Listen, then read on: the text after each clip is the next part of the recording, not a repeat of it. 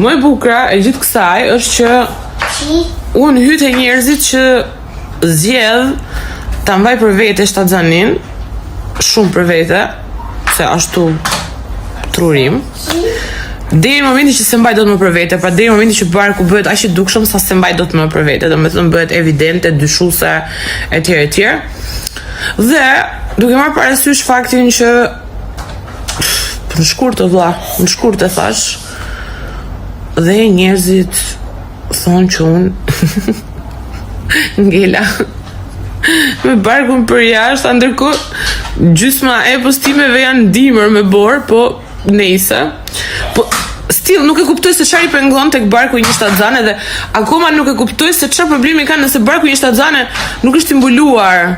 Se e kuptoj gjoksin, vithet, bark, shtatzan me fëmijë brenda. Ç'është problem? Me pak fjalë nuk i gjehet dermani shqiptarëve dhe ç'është problemi? Flasim për gratë, jo për burra. Janë gratë ato që kanë problem, një grua tjetër shtatzan. Atë meshma.